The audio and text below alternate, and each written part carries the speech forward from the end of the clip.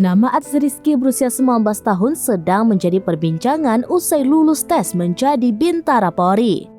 Adzrizky merupakan anak dari seorang driver ojek online atau ojol di Lampung.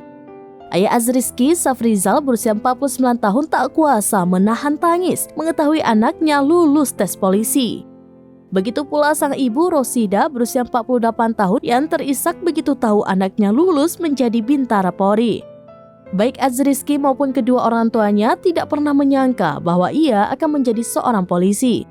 Pasalnya tidak ada anggota keluarga mereka yang merupakan anggota kepolisian. Sebelumnya Adzrizky juga tidak berminat menjadi polisi karena alasan ekonomi. Awalnya ia hanya ingin mendaftar sebagai security, namun takdir berkata lain. Safrizal mengatakan sebenarnya Rizky tidak pernah berminat menjadi seorang polisi. Setelah lulus SMK, Rizky bahkan berniat merantau ke Jakarta untuk bekerja di pabrik. Safrizal pernah berkeluh kesah dengan teman kongkonya yang merupakan anggota Polresta Bandar Lampung.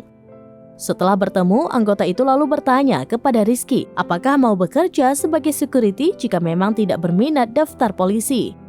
Mendengar tawaran tersebut, Rizky tidak menolak karena ditawarkan oleh kenalan ayahnya. Namun Rizky menolak menjadi polisi karena kondisi fisiknya saat itu tidak prima. Ia mudah lelah, fisik lemah, dan tidak bisa berenang. Dengan jebakan bekerja sebagai security itu, Rizky lalu menjalani pelatihan mandiri. Semua dilatih dan dibiayai oleh anggota polisi tersebut, seperti les berenang dan biaya fitness untuk memperkuat fisiknya. Bahkan anggota polisi itu memberikan Rizky asupan susu. Setelah 2 bulan menjalani latihan, fisik Rizky mulai terlatih. Tubuhnya juga lebih berisi karena sejumlah latihan fisik yang dijalani. Saat itulah polisi tersebut kemudian merayu Rizky agar mencoba mengikuti tes Bintara Polri.